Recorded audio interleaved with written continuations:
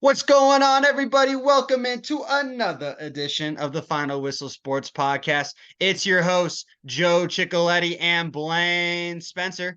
We had to take a couple weeks off because my fault. Life kind of took over in my other job, the one that pays my bills. This one pays some of the bills, not all, but enough. But Joe, how are we doing? Long time no see. Sorry that Blaine, I kind of ruined the podcast for us these last couple weeks.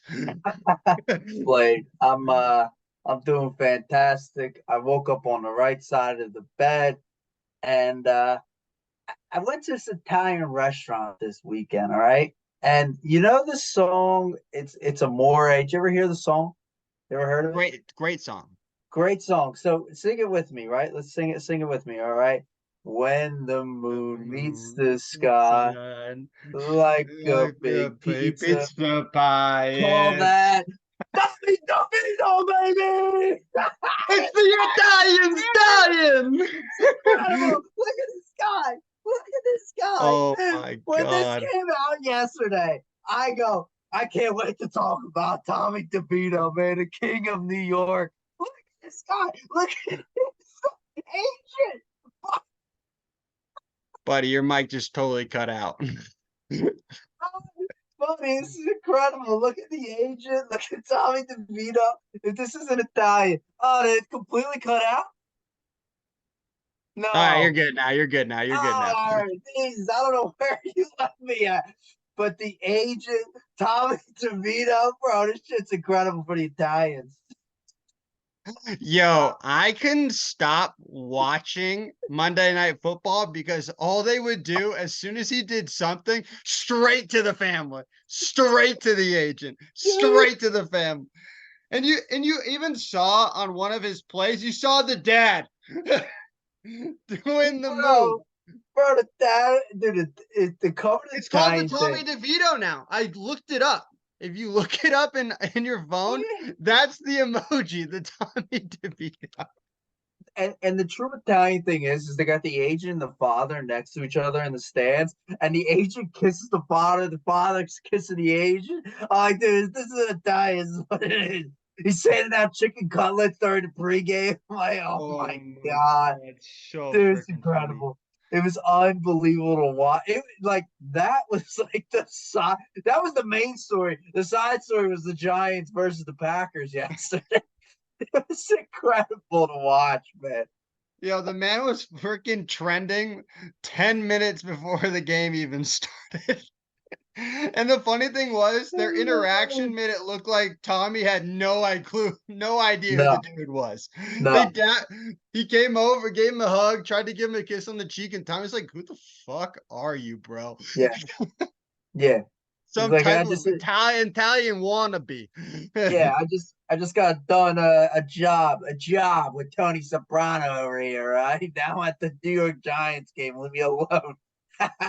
Go bury the body in the Meadowlands. He's probably on the phone with Tony Soprano. Hey, Tony, leave me alone here. I'm on TV. I can't be talking about this. Oh shit! What an incredible They won sight, three man. in a row. They won three in a row. That's even better. No, the Giants back. The Giants are back, and it's unbelievable. And isn't it fitting to say the least that the Giants coming hard down the stretch like they did last year as well. And Daniel Jones isn't nowhere to be found because he's injured, of course. Saquon Barkley's having the time of his life right now in New York. I mean, Giants playing good ball. They're playing good ball. What did you say? They're gonna be done. They're done. They got the Eagles in 2 weeks, and then after that, they got the Eagles the last week, so they're done. They got a shot to make playoffs, even they're one game out. But it's an incredible story, though. Incredible story. Yo, you got it's almost like at this point for Dable that he has to open up the competition next year just for us to get the publicity of Tommy DeVito. Yeah. I don't know, but yeah, kudos to the Giants.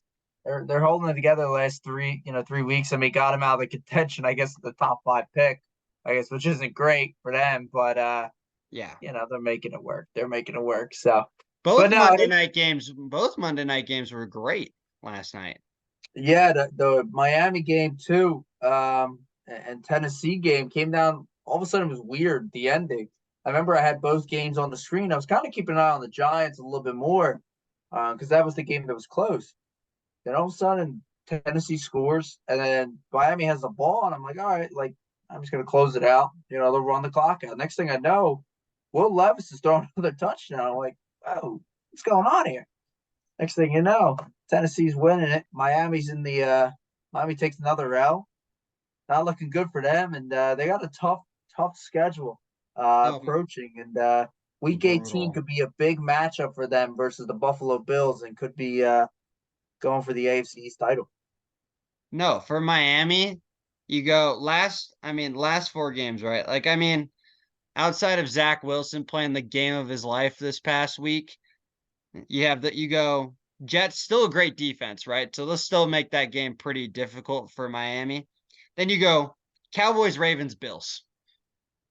That's just a Yes. gauntlet. A gauntlet. Yeah, Finish the year. it's gonna be difficult. And if I'm not mistaken, on the flip side, I think Bills get a lot easier. Now they have like the Chargers, I know for a fact, which Herbert's now out for the year. They play the So that boys. Yeah, they play the boys this weekend. Then they go Chargers, Patriots. and I could actually see them beating the Cowboys. They're home. Depending what the weather situation is, I don't know it yet, but it's gonna be cold. Either way, it's gonna be chilly, gonna be Mhm. cold. Dallas has to travel north. Gonna be a tough matchup for them, to say the least. But yeah, Dolphins, man. I just want to get into it a little bit here with you. That's So your team. That's your that is my team. team. That is my team. Saw a stat today that their 3 or 4 losses that they have had, it actually has happened when Tua has held on to the ball a little bit longer, and their pocket time is greater than 2.6 seconds. So meaning he gets the ball out later than 2.6 seconds, typically in this case. Um, and I guess for me, it's saying that Mike McDaniels is running that quick offense. But we also noticed the problem last night when Tyreek Hill went out. That offense was like stale. They didn't really know what was going on. And I get it. Like, you're talking about the one of the best top 3, top 2 wide receivers in the league, let alone probably the biggest X factor in the game in the skill position level. So losing him is just going to have to completely change your playbook mentality.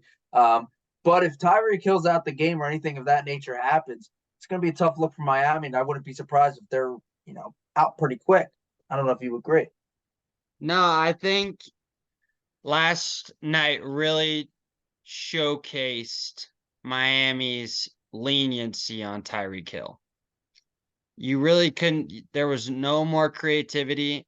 They started to hand the ball off, but then they got away from it for no reason. Mostert and A-Chain were running all over that Tennessee defense in the first half. And then Hill kind of willed himself back out there in the second half. And then McDaniel kind of took his foot off, not off the gas per se, but took Mostert and A-Chain almost out of the game and then tried to make it a Tua type game again, right? And I think that's sometimes the issue when you have so many weapons, right? Is that you're trying to figure out ways to get everyone the ball instead of trying to make sure you're getting wins. You're trying to please everyone, right? I think that's a difference that we see between San Francisco and Miami, right? Same exact offense. San Francisco, they couldn't care less. Their stars couldn't care less who's getting the ball on each play as long as they're getting victories. So I think from a Miami perspective, you saw how heavily they are on Tyreek Hill. They didn't really. Waddle played okay, but then they took away that run game when they were being so dominant against that Tennessee defense. So play to win the game. They should be playing to win the game, not trying to make sure that you're making everyone happy. That's how I interpreted the game last night, especially in the second half. Well, I thought they were able to run the ball well, like you said, especially in the first half. And I thought they were just able to run the ball well almost all game, truthfully. I think when Hill went out, I think they were like, oh crap, like what am I gonna have to do? I have to lean on Raheem Mostert and Jalen Waddle. And I was noticing a couple plays when, especially in that second quarter, when Hill went out is Waddle was like running the wrong routes, and like Tua relies a lot on timing. That's just what he is. He's Right. a timing quarterback. So as soon as he hit the third step, boom, he was looking Waddle's way, and like Waddle wasn't there. He was like somewhere else, and he had two or three plays of that nature, and I'm like, it's kind of weird. Like, I mean, there's a good connection between Waddle and Tua, or at least you would think there should be at this point. Um, but yeah, it just seems very odd. Again, you're gonna have games like this, right? You're gonna have like a tough or a weird loss versus the Tennessee Titans here, that team that's not really in the playoff contention, kind of maybe seeing their way out to the off season. But hey, good kudos to them. And maybe the other thing is this is you saw kind of a dog mentality in Will Levis here. Out here lowering the shoulder versus Jalen Ramsey. I mean, I would never want my franchise quarterback to do that. But And he I broke mean, away from Bradley Chubb in that same play. Then he dropped the shoulder into Jalen. correct. I mean, maybe that's like showing, Vrabel something, showing the GM something like, hey, I'm here. Like, I want this job. You do not need to go get another quarterback next year, or you can get rid of Tannehill for sure. Let's start building around me. This is who you need to build around. And that was a pretty good statement win against a Miami team that is in the playoff contention right now, does potentially have Super Bowl aspirations as well, and you beat them at home on a Monday night prime time. Like, it's a really, really solid win for Will Levis and the Tennessee Titans. Do you get do you give Will the job next year? I feel like it's his now at this point. I think he Yeah, showed enough. yeah, I think you have to. I think you got to start building around him. I still don't believe they need to get rid of Vrabel. Like, I actually think Vrabel's a really, really still a good coach. These guys want to play for Vrabel. I just think, knowing coming into this year, and we talked about it at the beginning of the year, coming into this year, the Tennessee Titans weren't really anything for us. They were maybe a fringe playoff team at best. We were thinking they might have, made some noise in a wild card round. Didn't expect them to win anything in a wild card round, but truthfully enough, I thought they were probably going to be closer to third or second in their division alone, and probably not much there. So to say what they are at what 5 wins they're at right now, I mean, yeah, it's kind of where I expect them. I expect them maybe 7 they get to max. Right. And that was kind of about it. But Vrabel's for his team, Vrabel's for his guys. Like, I don't think that's the problem. It's just the players you have around him. What do you kind of expect to have? You don't you got DeAndre Hopkins, which is great. So like now you at least had a wide receiver one, because before that you had nothing. Derrick Henry's approaching 30 years old right now, and you're starting to see the body deteriorate for him. Your offensive line is rather weak, Mhm. besides Skoronski that you just took. And your defensive line's but your secondary, it's okay. Like, so Sure. I don't know, like, kind of expected. I don't think they need to get rid of Rabel, but to answer your question, yeah, I think Will Levis should get the keys to the Cadillac in Nashville. No, I think he has done enough, right? And like you kind of nailed it on the head, right? Our biggest question mark was what are you going to get out of the quarterback position in Nashville, right? And they've played three different quarterbacks this year, right? With Tannehill, Willis, and Levis. So you kind of seen Levis really take over those reins. They've already kind of said that I wouldn't be surprised if they let go of Tannehill and Willis and try and just cut ties with both of those question marks, right? And say, all right, Will, this is your team. We'll find someone behind you to kind of help you out, but kind of nip that in the butt and say this is your squad moving forward. I wouldn't be surprised if you see that at all. Yeah, yeah. All right, let's look at some other games. So very fascinating kind of weekend. We'll kind of start from Thursday night. The Pittsburgh Steelers are exactly what were supposed to be this year, and the Mike Tomlin effect is kind of worn off now. Mitch Trubisky stinks. Let's just say it how it is.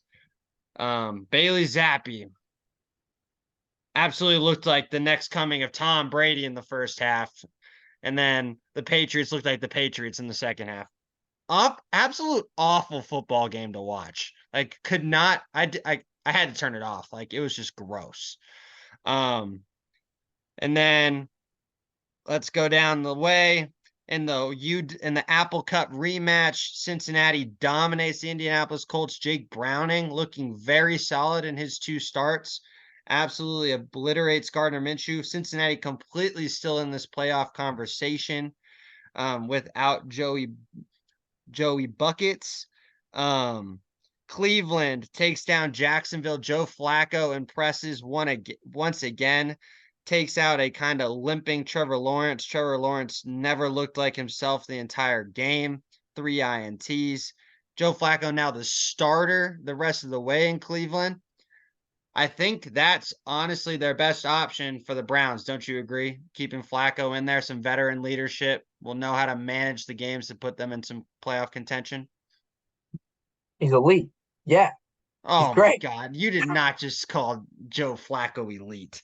Joe Flacco's elite. What do you want me to say? Oh yeah, absolutely. I mean, he's slinging a rock, dude. He looks incredible right now. 2 games, 2 wins. Joe Flacco's elite. He's pulling back the 2012 Baltimore Ravens right here out of him.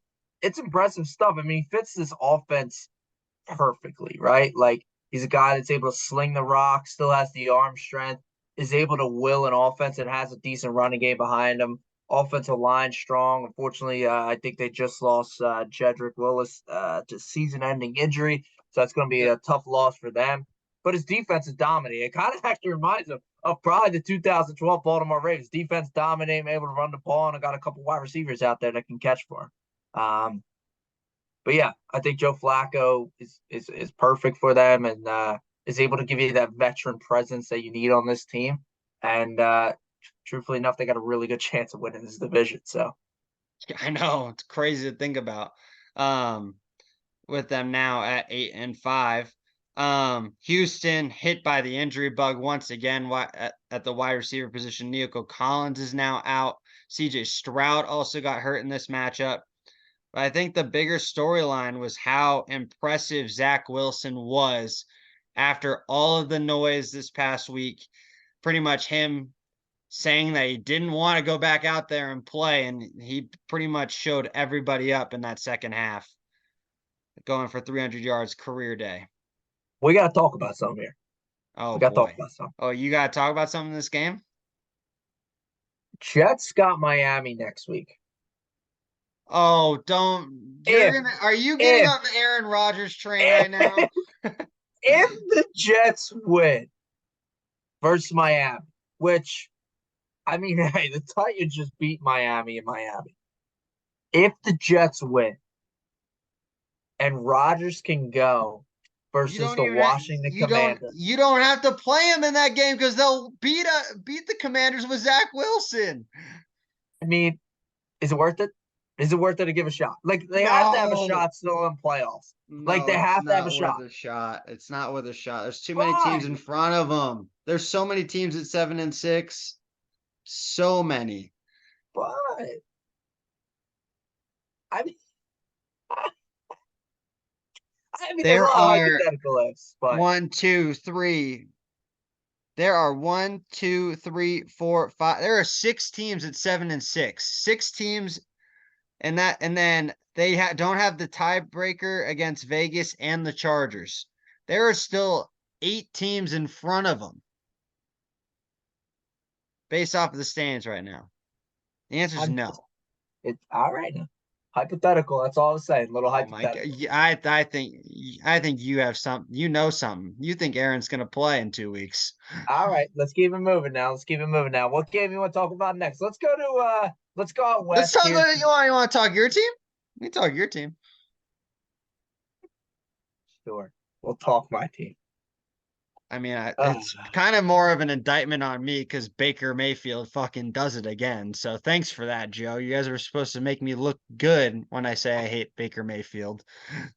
thing All is, right, is talk that to me. What happened? I know you watched every second of that game, and it I probably did. ripped your heart out towards the end. I did. Defense played, I thought, very good or even close to great. At times, we got whacked with injuries. We had 2 or 3 Did. defensive linemen that left the game. at one point we had 4 new offensive linemen out of the 5 in the starting lineup. And every game this year, we have started the same offensive line. So we were doing really well with health. This game is like, boom, all 4 of you guys are out at one point. And it's like, holy crap, this is okay, what's going on? But lo and behold, that really wasn't the biggest problem. 2 biggest problems here was this. Younghoe Koo missed 2 field goals. So that's 6 points right there. We probably would have won the game. And second, once again, Desmond Ridder makes mistakes and throws costly interceptions or gets a fumble in this case. I have came to the conclusion now that over these last couple of weeks that, it's just time we got to move on. We got to move on. We've seen enough. Yeah. What's going to be the answer at quarterback moving forward? It's not Um, Desmond. It's not Heineke. yeah. Are you Well, looking in the draft? yeah. I think it really comes down to what Chicago's doing with Fields. I think that's going to Oh, be the first call. you're gonna That's the say first call. what do you want for Justin? I mean, if I had to actually guess what it's kind of going to be, it's going to be something to like what Sam Darnold or what Carson Wentz got traded away for or got back. So it's like kind of Second, going to be equal, like a first-ish, but it's not. Like it's like second and a third.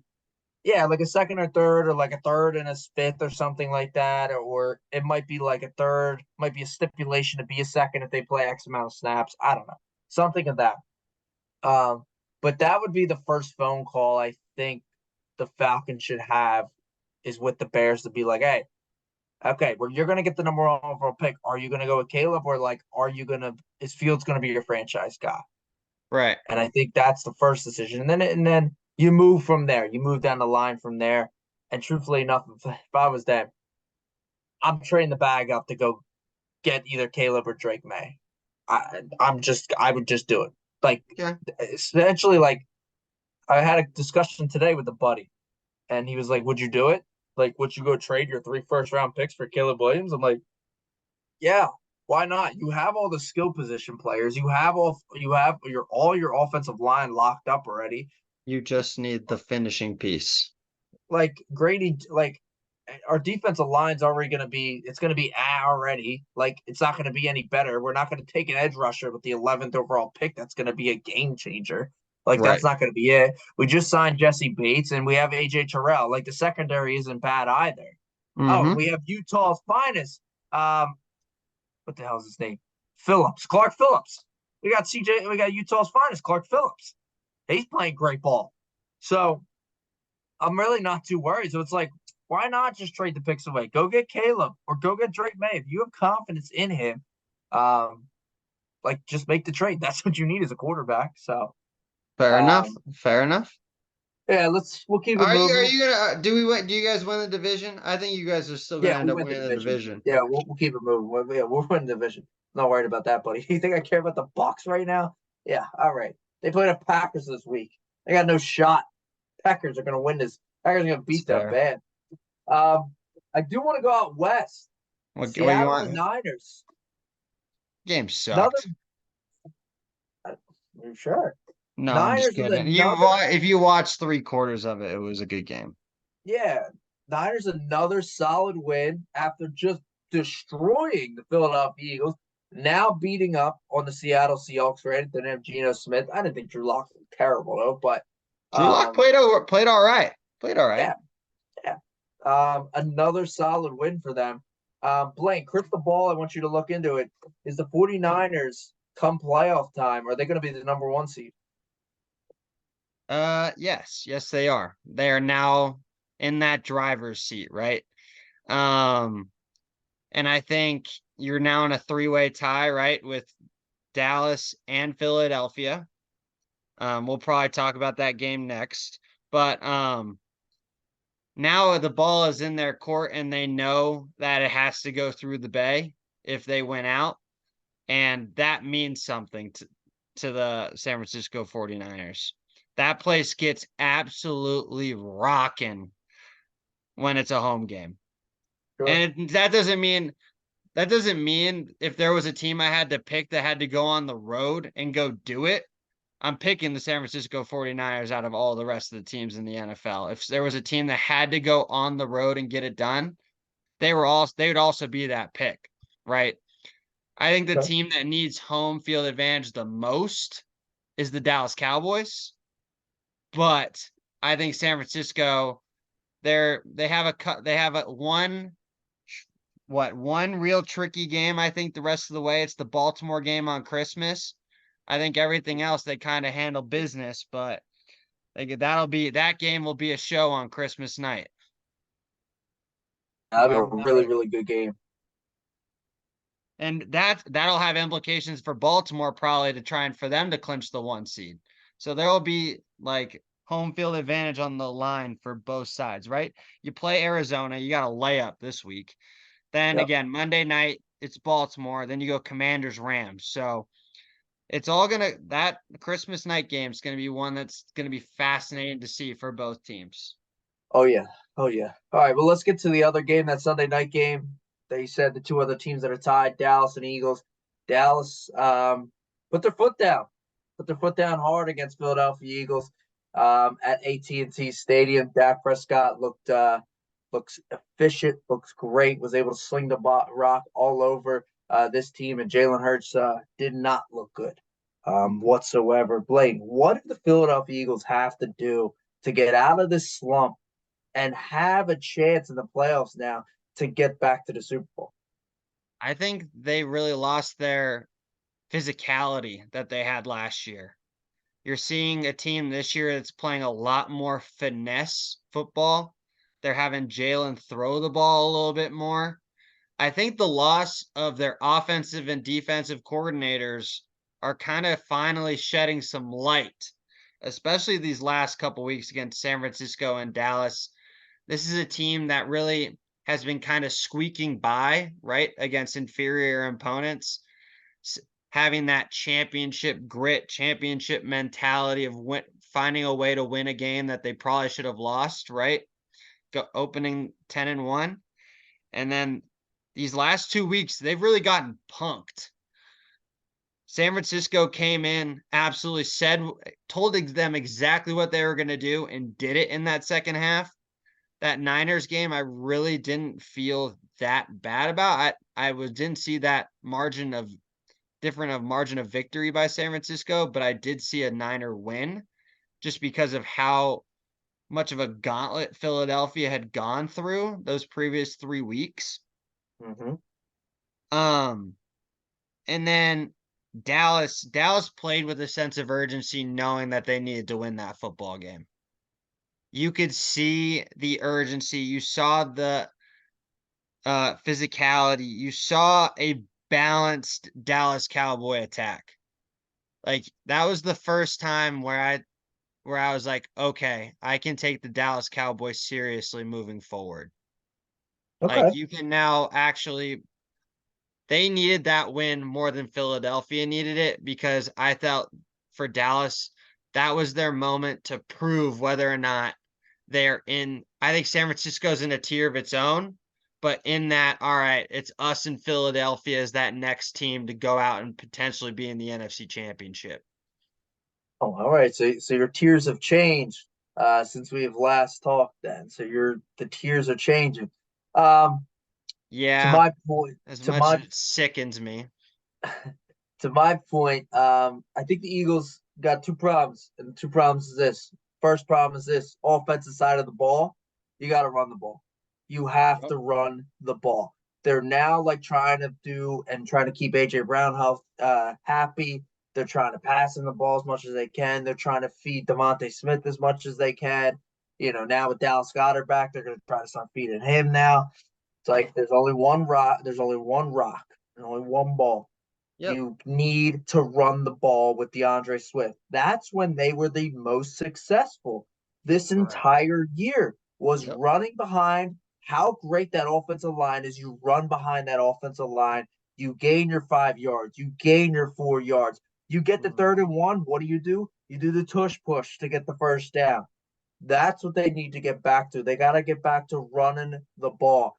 Second point, flip side, they got to stop the run. They have not been able to stop the run the last 3 weeks, 4 weeks, especially versus San Fran and now versus Dallas. They were gashing through the holes. Why did you draft Jordan Davis then? Why did you draft Jalen Carter then? There was no point to draft them guys then if they weren't there to stop the run. Mm-hmm. That's the problem right now. We know what this team can do when it's third and long, and the edge rushers, Hassan Reddick's coming to the outside. He led the league last year in sacks. We know what he can do. But to get to that third and long, you need to be able to stop the run. And that's what the Philadelphia Eagles have not been able to do the last 2 weeks. And that's what they need to figure out. Oh, I completely agree. And to piggyback the secondary issue, they are getting absolutely obliterated inside the numbers. Yeah. And that's not an indictment on the Eagles secondary, right? They let some pieces go this offseason, right? Gardner Johnson gone. Huge piece that I think people really didn't kind of took for granted of how he really took over that slot. Like their nickelback corner has been getting absolutely cooked the last 3 or 4 Alabama's weeks. finest, Eli Ricks. Yep, Eli Ricks just doesn't look like belongs on the field these last couple weeks. And I think that's also another thing on the defensive coordinator that he hasn't pretty much told James Bradbury and Darius Slay, yo, I'm putting you boys on an island. I need y'all to figure it out. Like, I need you guys to be the ballers that we pay you to be. So I think it's a very bland defensive set, right? You know exactly what they're lined up in. It's a cover 2 deep zone, and they kind of just get picked apart in between the numbers. It's not Sure. really anything different that they really show. They're not a team that disguises their defense pre-snap. So you already know as a quarterback, especially some of the better quarterbacks, and they've gone against 3 of the better ones these last 3 weeks in Josh Allen, Brock Purdy, and Dak Prescott, where all right, I know the coverage. I know exactly where I want to go with this football. And Yeah. it's on the money every time. Yeah. I do want to talk about Dallas. They are playing really, really good ball. I think they're maybe are reaching the peak. Are they reaching the peak too early? Would be my next statement there.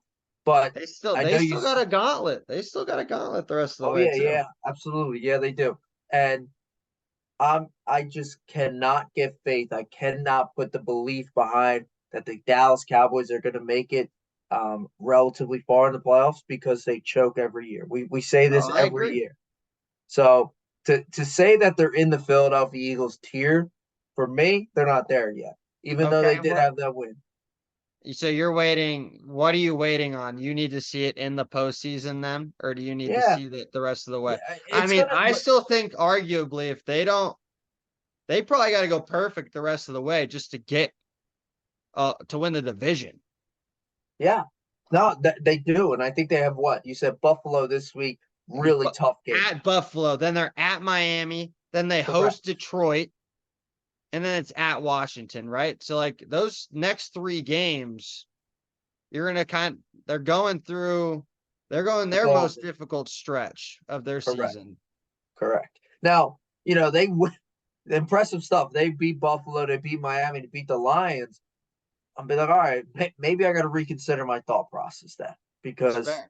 maybe they are it. Maybe they are gonna be it this year. Maybe they'll be able to get a 2 seed, maybe even a 1 seed. Then maybe the Eagles slip up somewhere and they win the NFC East. And same thing with the Niners. Maybe they slip up somewhere. We don't know. Now, if that happens, it's a different story. But I cannot get behind it. Every single year we have the same conversation. Oh, could this be the Cowboys' year? They get to 10, 11, 12 wins, and all of a sudden we get to the playoffs. They may win the wild card round. It's always a dicey one. And then comes divisional round, they lose that game. And it's the same thing every year. I just can't buy it. Blaine, I do want to ask. So I'm looking at the playoff picture here, right? Got a lot of teams, that got chances all left to make the playoffs still. I mean, Tons. the AFC's got 11 teams that can make it. I think the Chargers now probably are out now with Herbert out. Herbert done for the year. But Yeah. I would say 11 teams: Bills, Bengals, Broncos, Texans on the bubble right now. Colts, Steelers, Browns on the wild card and the inside. And on the NFC, I think there's 6 teams that are on the out. Oh, 5 teams, excuse me, that are on the out. Still could potentially get into the wild card. With that being said, Blaine, give me one team from each conference that you think could maybe like sneak in and maybe, you know, give a little trouble to the teams that are, with the division leaders right now. I mean, I think it's a team that's actually trending in the right direction right now. And for the AFC, I think this is kind of going to be everyone's pick, especially if they get through this week. If the Buffalo Bills beat Dallas this weekend, they are going to be a team no one wants to see moving forward.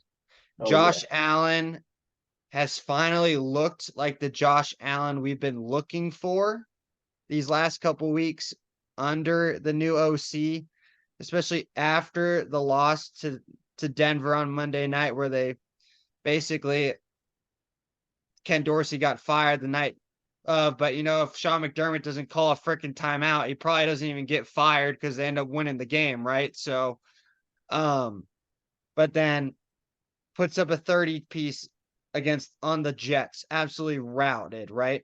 Josh Allen looked money. They've absolutely started to use their running back. James Cook is finally, you're seeing the potential that everyone kind of saw out of college. That's Mm-hmm. why these scat type backs are getting more play nowadays, right? It's not that kind of bruiser that you're looking for. You're looking for the pass catcher, the guy who can go all 3 downs. Then against Philadelphia, outside of probably one throw, he was the best player on the football field. He was I thought it was easily one of the his best. best games he played all year He in played that game. phenomenal. He made one bad throw, and then he made one misread on the Gabe Davis play in overtime, right? And they end up losing in OT. Yeah. Then in the Kansas City game, he didn't play great, right? But I think he did it. They did enough where I think that was more of a proving point for them that they can still go into Arrowhead, make a point in a game that they had to win coming off of a bye, and kind of put their foot in the ground saying, all right, we are here, right? Yeah. Then you have Dallas at home. That place is going to be rocking. Bills Mafia is completely different breed of Mm-hmm. fans. You can Mm-hmm. make the argument it's the Philadelphia Nation and Bills Mafia, right? And then maybe you throw in the 12th man when they're at their peak.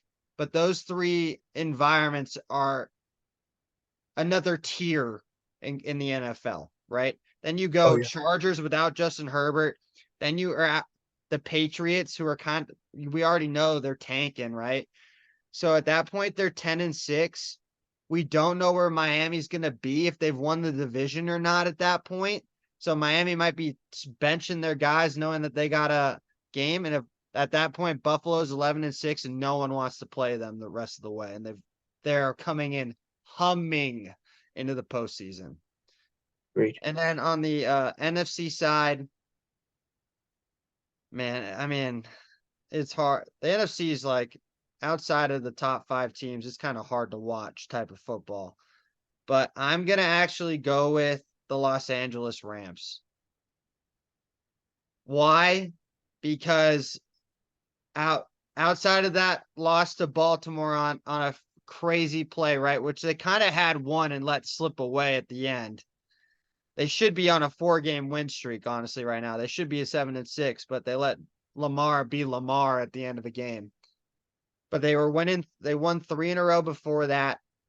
And again, this is a team that will be favored in their next 3 games. Commanders, Saints, Giants. Like right there, that puts them at 9. Again, we don't know where San Francisco is going to be at that point. Maybe they've already clinched the 1 seed and they're resting their guys. 10-7, another team that could be humming into the postseason. Who you got? Mm-hmm. I am completely on board with you with the Rams. I'm locked in right now with the Rams. I thought they proved a lot to me on Sunday, even though they lost versus the Ravens in shitty condition. You're going up against the number one team in the AFC, and you lost off a walk off, essentially punt return. Yeah. In that case, it's a really tough loss, but to go in there, fight what they did, and only be able to lose by 6 in overtime, it proved a lot to me. Like you said, the next 3 games are going to be favorited. They're starting to come back. They're starting to get healthy, like just at the right time. Kyron Williams is their X factor. I've noticed. When he came back, this offense is starting to move the rock and able to score touchdowns. Stafford is starting to look like what he was a little bit the last couple of weeks, 3 years ago. Puka's now coming back onto his zone. Cooper Kupp's looking well, and it's just this team's starting to look good, and of course you're gonna have Aaron Donald on the other side. Yeah. So I completely agree, and I don't have another pick. Like Rams are my pick on the NFC. I think they're a sneaky team. I think they're a team that could potentially scare a team in the wild card and potentially win that game. Like depending on who they play, I might put a little money on them. I'll tell you that. Yo, Um, if they get the boys, take the Rams. Yeah, even the Lions. Like, Oh, the Lions are starting to look like the Lions again these last yeah, couple weeks. I hey, all right, what's going on now? The AFC, Bills probably would have been my first pick. I completely agree with you. I think the Bills are a scary team right now, and nobody wants to see the Bills. I mean, even the Miami Dolphins, like, say the Dolphins keep winning, they get the number 2 seed, and somehow the Bills would get the 7 seed. That would be a scary first round for Miami. Awful. Um, even the Chiefs, same thing. I know they're the 5 seed already, but I think it's the Browns. I mean, the Browns are really playing good ball. They are built like the old school football team. Like they're built around their defense. They're going to be able to hold teams below 21 Yeah. points. And as long as their offense can score more than 21, then they'll be fine. And with Joe Flacco behind center, I think there's a lot of confidence with Yep. that. If it was Dorian Thompson Yeah, Johnson, Dorian Dorian Thompson Robinson. Robinson. I'm sorry. So if it was him, I would be like, no, this wouldn't be my pick. But Joe Flacco is the pocket passer kind of that they need. They don't really need that running quarterback, and I think that's the plus side that Joe Flacco's kind of giving them with this team. So for instance, if this Browns team, you know, has to go to a team like the Jaguars, per se, they got a really, really good shot of beating a team in Jacksonville and the Jaguars there. Even the same thing with the Chiefs. Like, if they have to go to Arrowhead, like, it's going to be tough for them. Don't get me wrong. But, like, if there was a team that would be able to beat the Chiefs, it'd be the Browns because their defense is so good. Their defense will keep them in every game. Yeah. Yeah. So, yeah. Watch just another team. I mean, I think we kind of hit on the head the top 3 picks, right? But don't sleep on the Denver Broncos. They're another team that's humming right now. I'm not I, sold on this. Yeah, but I'm not sold on them yet either, but they show and they've shown enough to me where, especially in an AFC that now looks like it's going to blow up. I think Denver now is going to be a team that, and with Kansas City looking abysmal in second halves, they are now going to have the opportunity to potentially win that division. Like, think about that because they hold the tiebreaker over KC. yep. Yep. We'll see. So, gonna be We'll interesting. see. We'll All right, you see. want to play a So, game? yeah, let's play a game. We're gonna All play right, let's play a hopscotch game. or something. Something like that. Oh, okay. Let's see if I can find it here. All right, you see my screen? NFL hot seats. The Wow. NFL hot seat. Wow. Bill Belly, Ron Rivera, John Harbaugh. What the hell is he on a hot seat? I just couldn't find a picture of a coach that was I didn't have enough. No, Ah, we're gonna kind of play the NFL hot seat. We're gonna kind of do it on a 1 to 10 meter, right? 1, I don't think they're getting fired. 10, the man's going to be fired at the end of the year at some point or another, right? We've already had 2 firings this in season with Josh McDaniels and Frank Reich. But these are like the 7 or 8 names that have been in the news the most recently. So it's going to be kind of like on a scale. You ready, Joe? Yeah, probably a lot of these are gonna be 10. So Probably. Let's start with Matt. Oh man, that's a very pixelated photo, but Matt Eberflus of the Chicago Bears, a team that's going to have the number 1 overall pick due to the Bryce Young trade. This almost feels like something where the Chicago absolutely just blow up the whole thing and start anew with trading away Fields, getting a new head coach that will kind of be a support system to Caleb Williams. Then they have another potential high pick where they're going to have an opportunity to go out and get a very good weapon to put with Caleb Williams and or Drake May. Joe Ciccoletti, put me on the scale for the Chicago Bears. I think it's a 6 or 7. I think it's somewhere in that ballpark. I think Uberfless is gonna kind of get more of the Lovey Smith kind of like what the Texans were a little bit last year, like kind of just like you're getting the cut here, unfortunately, buddy. Like you probably could stay another year because you do get a you get a lot out of Justin Fields in games that he does play, but Mm-hmm. unfortunately, you just haven't done enough or haven't shown enough with this team, and that's not all his fault. I mean, the roster around him, is okay. But even the last couple of weeks, and especially the same thing last year, like the last couple of games of the year, like they always play really well. They play certain teams pretty well. Same thing like Detroit this year. They played Detroit really well, lost one and won one now.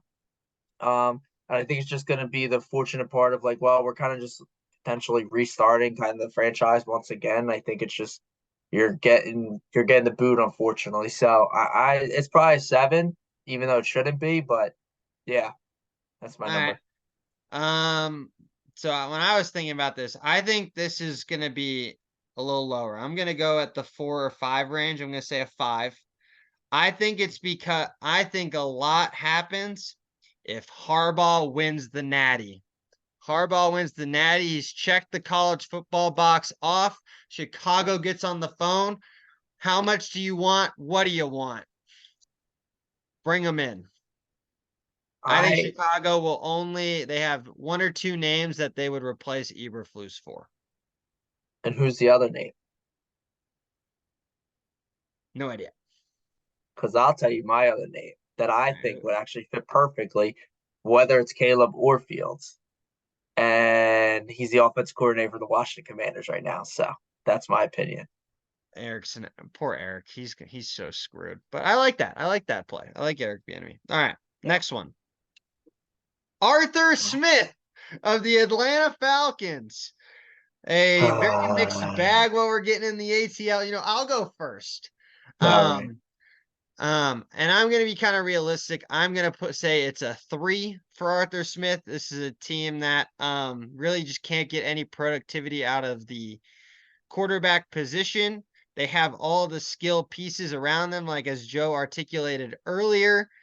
Um, but I don't think he's going to be fired yet. I mean, I also don't believe he didn't deserve the job when he got offered the job, because when he got the job, Tennessee was like a middle of the pack offense when he left. But I'm going to say a 3. I think they're trying to look for an answer at the quarterback position, not trying to fire a coach. Joe. Uh, mine's telling me a 10. Heart's telling me a 2. That's the problem. I love Arthur. I really do. I really love the signing when we signed him. I really thought he was going to fit this team perfectly, and we knew what our identity was going to be. He's going to be run the ball first. I just think he gets the bad rap of the stick because of the quarterback play right now, unfortunately. Um, I think it's probably a 4. I Okay. I don't think Arthur Blank will make any irrational decisions just yet, knowing that the quarterback situation is too up in the air. But he gets these guys to play with him. They improve this defense this year. He brought in the right guys, I think, for the defensive coordinator position. And they're still trying to run the ball, especially if they make the playoffs. Like I think it's definitely closer to a 4 or 3.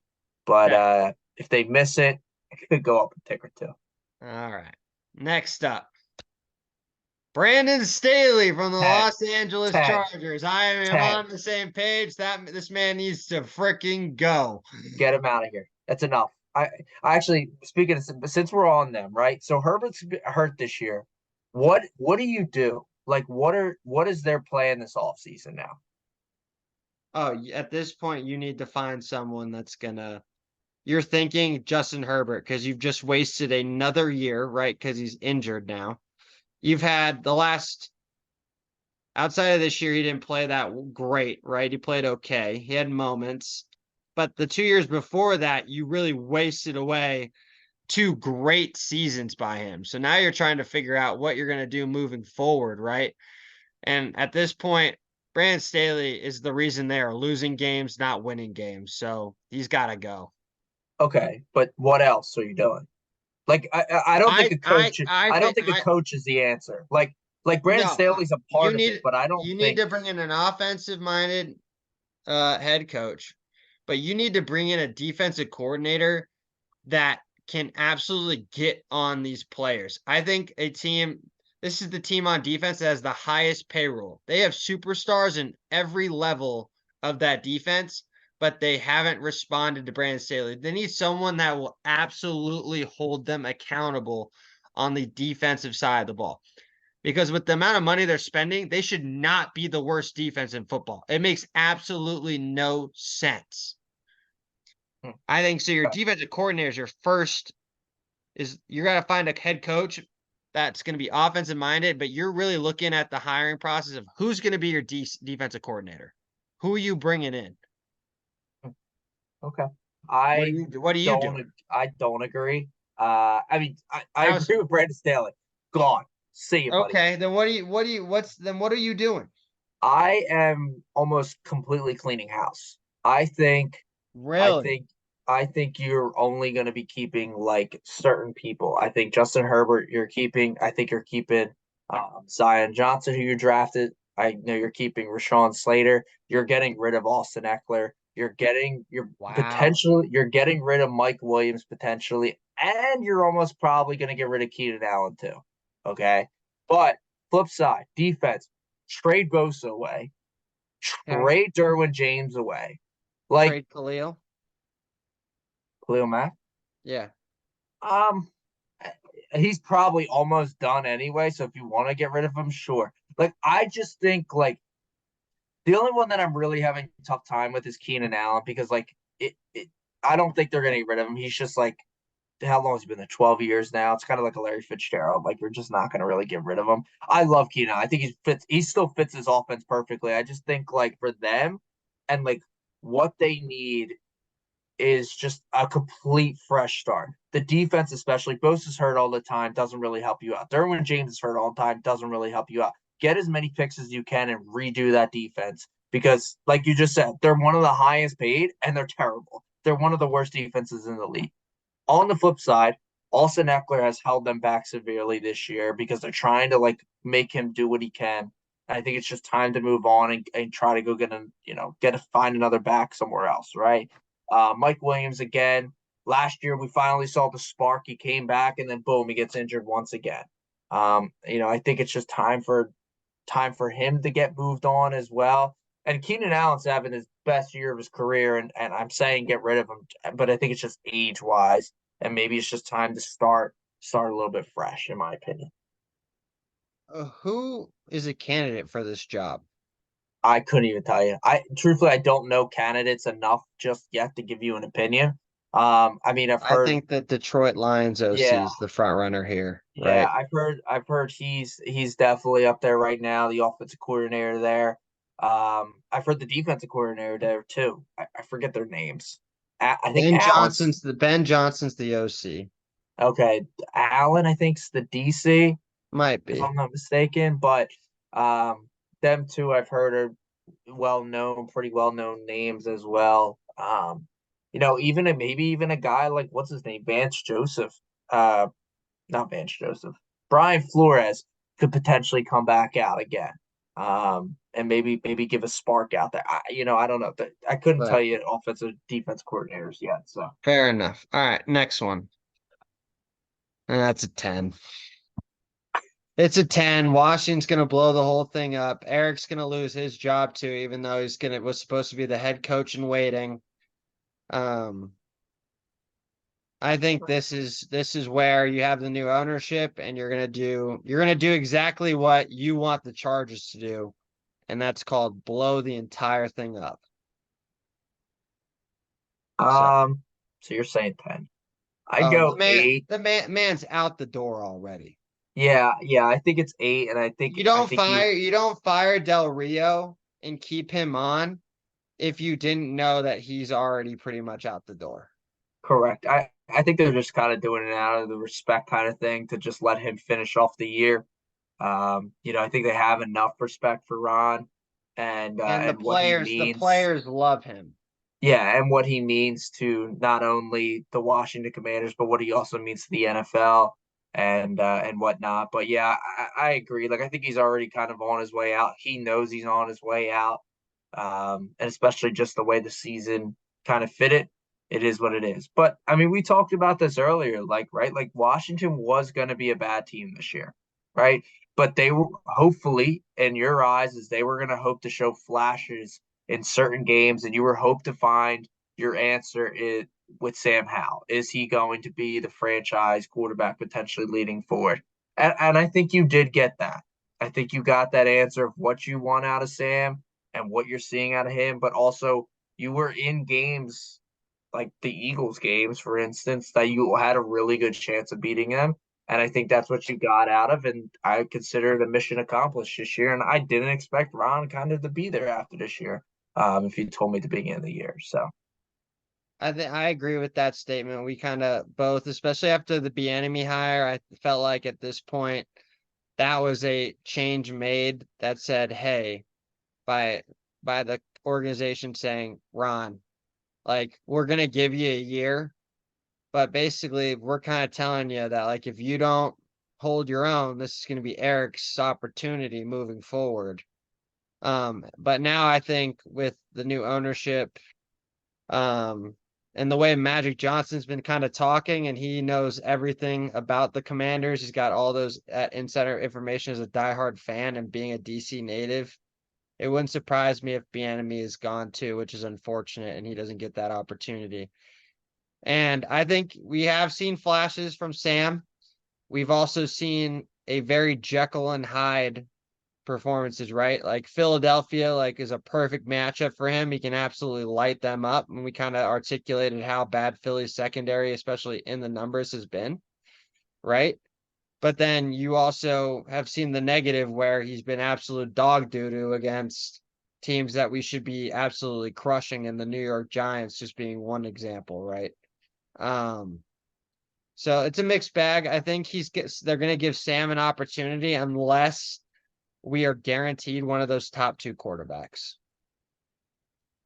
yeah, yeah. I mean, I think the first problem is your offensive line. So Oh, we can't block if our life depended on us. So, all yeah, so right, next one. Good old Bill. Is it a wrap for Bill? How about that photo, though, huh? uh, um, Is it over in New England? I can't even put a number on it. That's the problem. You can't even look at the screen right now. No, that too. But um, I'm gonna go with it's a 4, but the only reason I think he leaves if it's like a mutual kind of decision. I don't think Robert Kraft's firing this man. I Probably just don't. not. I just don't think it's happening. I mean, all the reports are saying like Robert Kraft's been done with him since week 10. Blah blah blah blah blah.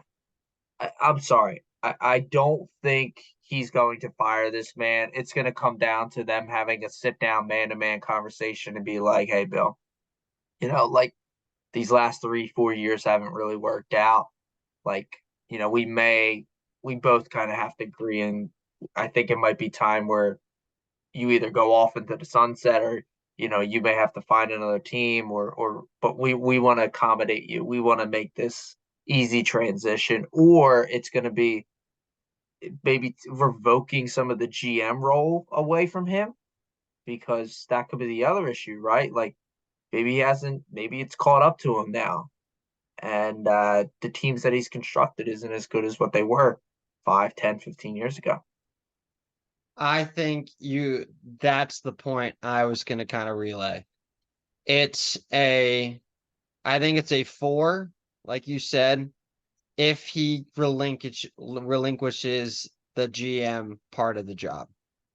I Sure. think the GM part has hurt the coach. Bill the GM has hurt Bill the coach. Sure. And I think a lot of it is that these people that he's drafting, they are not, this isn't a group of people that buy into the Patriot way anymore, right? As ever since Tom left, and Tom was kind of like that rallying cry to be like, all right, guys, like he wants greatness. I want greatness. Let's be greatness, right? And Tom was able to kind of help that message get put across. And now I think if he doesn't give up the GM, I think it'll be upwards towards a 7. Sure. I could see it. Yeah, I could see it. I mean, it's just gonna be tough to see, but No. um, I mean, maybe it's time. Maybe it's time.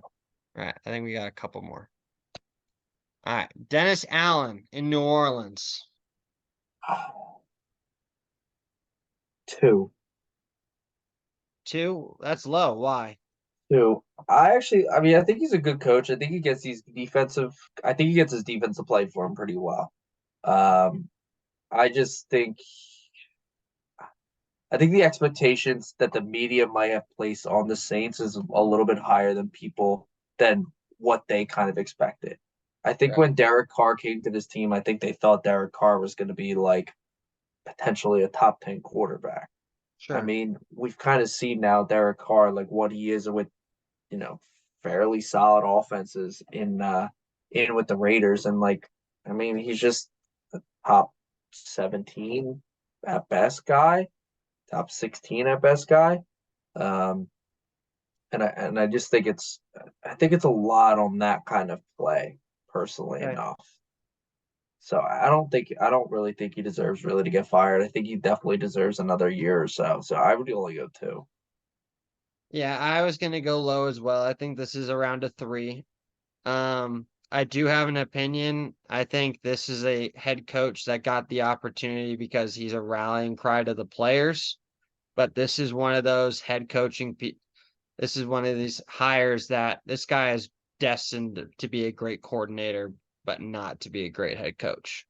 Yeah, I think that's a very fair point to say. I think it's a very fair point to say, and I think it's this year's results may not cost him the job, and next year's results could for sure cost him. Absolutely. So All right, and I think we got last one. Jonathan Gannon with the Arizona Cardinals, the brand new hire. The team has looked like a team that really hasn't wanted to play football all year. Is that just a mentality approach from not having their quarterback? This one I think is very low as well. I'm gonna say this is a 1. I don't think he's got any chance of being fired, in my opinion. I think this was more of a nuance of Kyler Murray couldn't play. This team already stinks as it is, so he's got to have at least another year to see if he can have an offseason to bring in some players. okay, I'm gonna go on the other side of this. I think it's closer to 7. Oh, you think it's high? Yeah, I think it's a bit higher. I think the way he kind of handles stuff, I don't know if the organization, and I don't know if players would be willing to come to Arizona then and play for him. Okay, For example, Josh Dobbs was told literally the day or two before he got traded that, oh, we still want Jonathan Gannon told him, oh, we still want you. You're still going to be our starting quarterback until Kyler comes back. Lo and behold, this man all of a sudden gets traded then to the Minnesota Vikings literally hours after he was told by that. right. Um, And look, don't get me wrong. Like, is Josh Dobbs a well-known, standout guy in the NFL? Like, no, but like, I mean, you respect enough a man's opinion in that case.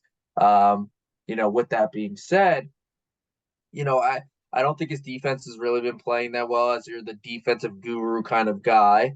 Um, you know, the offense isn't really him, so like it's Sure. not that. But yeah, I just don't know. Like I see it more as well, you kind of already gotten a bad rap now from Josh Dobbs alone. How many other players that haven't come out just yet because of this maybe cause that? I mean, Jonathan Gannon has already had problems when he was literally getting prepped for the Super Bowl, and Philadelphia hates him because of it because he like was trying to accept the job with Arizona and like doing stuff for them instead of prepping for the Super Bowl. I mean, there was whole Right. that connection as well.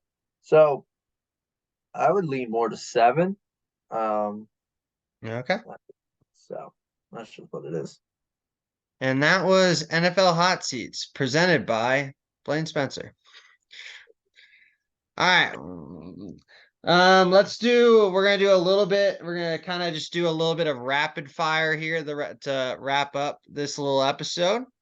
Um, Kind of just some quick takes on a couple of topics that have kind of taken the world by storm this last couple weeks or so. Let's start with the college football playoff. That's been announced. It's going to be Michigan versus Alabama and Washington versus Texas. The team left out that has all the controversy is Florida State Seminoles, went undefeated, did not get in. Georgia ended up finishing 6th. Joe, did the committee get it right? Yes or no? Um, from what their rules are written out, yes, they got it right. From what the people wanted and what they should have done, no. Like Florida State should have been in, I thought, over Alabama. But you lost your quarterback for the year. You kind of barely, It's part of what they go to base off of players. Player yeah, evaluation is part of the committee's take. yeah. Like that was the biggest language written in the rule book for this rankings was the player evaluation. And with that being said, like Florida State kind of limped their way those last 2 or 3 games to win it. And I think Alabama just came in so hot and was able to beat Georgia in the SEC championship. I think it was just big time statement wins for them, and I think that's the reason why Alabama got in. Um, I think the committee got it wrong, but not from the perspective that you're kind of thinking, right? I think they got it wrong based off of if you're going based off of the metric, the 4 best teams, correct? I think Michigan's one of the 4 best teams. I think Washington's one of the 4 best teams. Um, I think Alabama's one of the 4 best teams, and I think Georgia should have been the 4th team in. I know there's that caveat of being a conference champion. I know Texas beat Alabama head to head. I don't think that really matters because if you're going based off of the metric, the 4 best teams of who gets in, you should be evaluating a team throughout the year. Texas played a absolute dud of a team in Oklahoma State to get their conference championship. While Alabama had to beat the best team in the country. Plus, those 2 teams jumped from 7 and 8 in the rankings all the way to 3 and 4, and Georgia fell to 6. I think I would have felt a little bit better about the committee a little bit if you like everyone says Georgia's better than Florida State. So why is Georgia behind them? So get the rankings at least, show some consistency there. The issue is because Florida State was 5, right? If Florida State, you could make the argument's probably number 7 and they're undefeated. Like you could put Ohio State ahead of them. You could put Georgia ahead of them. You can absolutely put those 4 teams that are in the playoff ahead of them. So I don't mind the 4 teams that got in. I think there just needs to be an establishment of consistency by the committee. If you're evaluating your rankings saying We're going 1 to 25 based off the 25 best teams. That's how the system needs to be ranked, not just for the 4 teams in the playoff. Okay.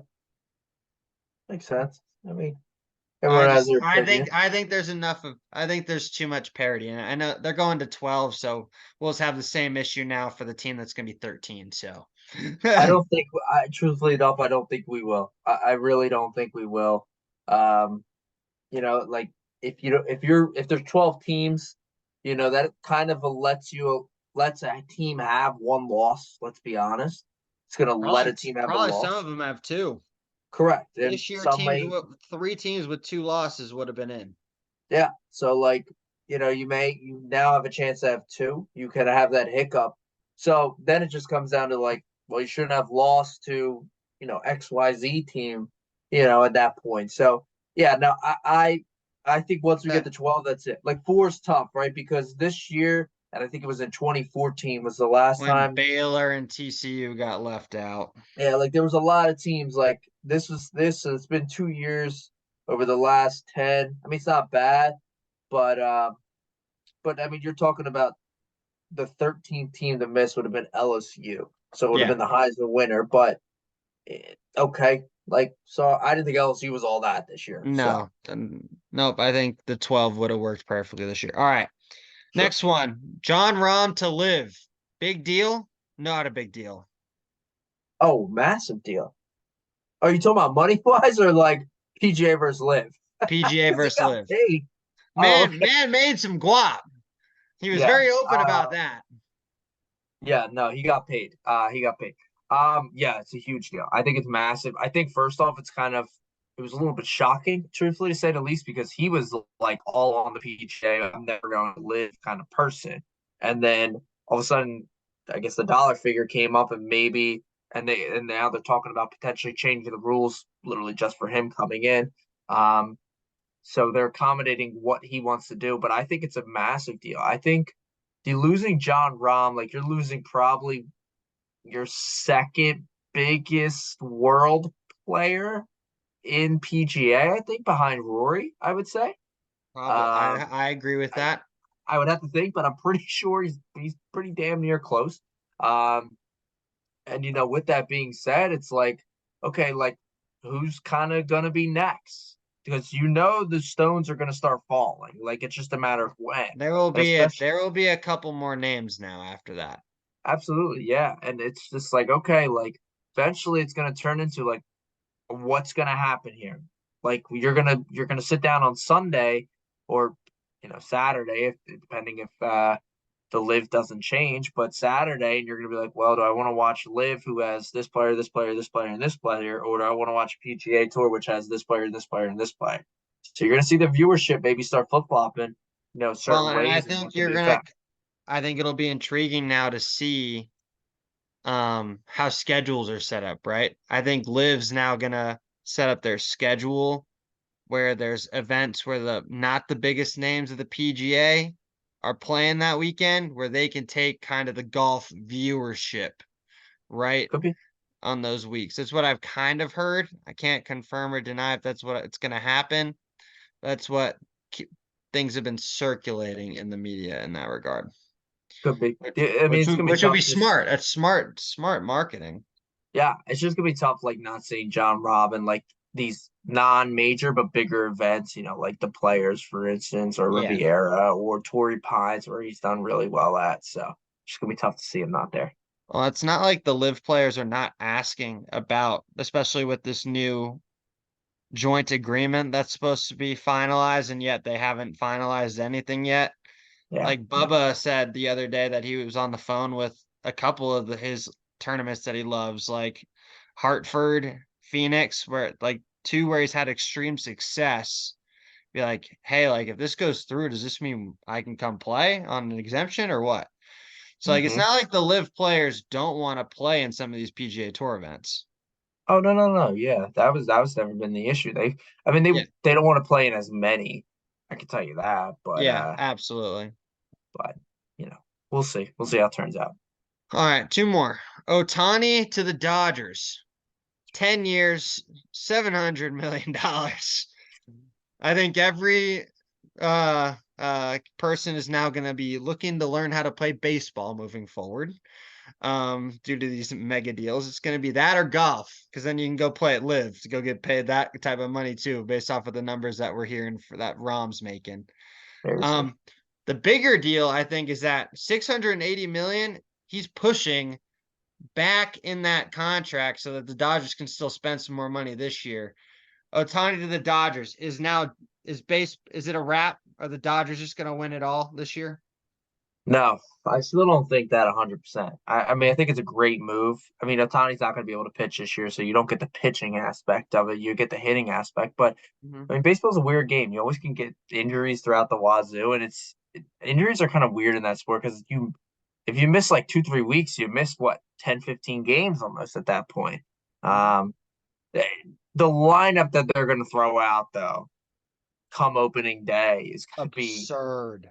incredible. One of the best It's I an probably all-star have ever team. It's seen. literally an all-star team. Correct. It's gonna be one of the best I've ever seen. But on the flip side, I mean, yeah, you got arguably one of the best players in baseball right now. Maybe if not the best player, but definitely the best two-way player in baseball right now. But I can't like pencil them in just yet. The Braves are still going to be there. I think the Phillies are still going to be there as well. You got two solid teams there, and yeah, I'm not going to talk about the Diamondbacks. They're not going to be there, but yeah, Diamondbacks had their shot. I don't think they're just there just yet, but it's a hell of a signing for them. Hell of a signing. Okay. And last but not least, on our final take of the evening, the NBA finished up their in-season tournament. Is it a success? Yes or no? I I didn't don't know. pay I don't attention play. to it, so I didn't think it. I thought it was pointless. I think the Lakers won it all, which made it look like it was a great thing by the NBA. But the four teams were the Pelicans, the Lakers, the Bucks, and the Pacers were the final four teams. Um, I mean, I thought like the concept when they got to Vegas was kind of neat. Like, it seemed like there was a little more Courts are publicity around hideous. it. Courts are hideous. Really, I actually liked a couple of them. I didn't think they were bad. I thought the playing kind of games were kind of pointless. It was just like regular NBA games that they were trying to hype up a little bit more. Like, yeah, let's hype up the Detroit Pistons, versus this team. It's like, yeah, that's not it. Okay. I mean, I don't know. It's first year. I mean, it's gonna get a bad rap. They definitely have to change some stuff. Um, it was okay though. I mean, LeBron blew the $500,000 already on the blackjack table that night. So yeah, it is what it is. So it's all right. We'll see how the next 2 years go. I give stuff 3 years in this case. So Yeah, I think it was okay. I think from an NBA standpoint, the team that they needed to win won it all, which was a high-profile team, which yeah, was the Los Angeles Lakers. And they yeah. said they're going to hang a banner for it, so that gives it some value, I guess, right? But then you can make the argument it was three small market teams the rest of the way. I mean, Milwaukee has their superstars, but then Indiana and New Orleans were two teams that people usually don't see on national TV that were also in the tournament. I will say, like, the big time player that came out was Halliburton. Oh Halliburton no, played, it put Halliburton on the map. yeah, Halliburton played phenomenal, and I think a lot of like just casual NBA fans like really found out about Tyler Halliburton, which was great for him and great for Indiana. Yeah, and it looked bad for New Orleans as Zion looks like he's way out of shape again. Yeah. All right, Joe, take us home, baby. That's my enough for me. Well, folks, as always, make sure you tune into the final whistle. We'll be here next week. Make sure you follow us on Instagram and all the social media platforms wherever you listen. And make sure you give us a like. Make sure you subscribe, as always, and you know, make sure you enjoy Tommy Cutlets. The man's incredible. The man is incredible. Make sure you enjoy the final whistle and. shoot us a message on Instagram, and we'll talk about something next week. So, sayonara, yo.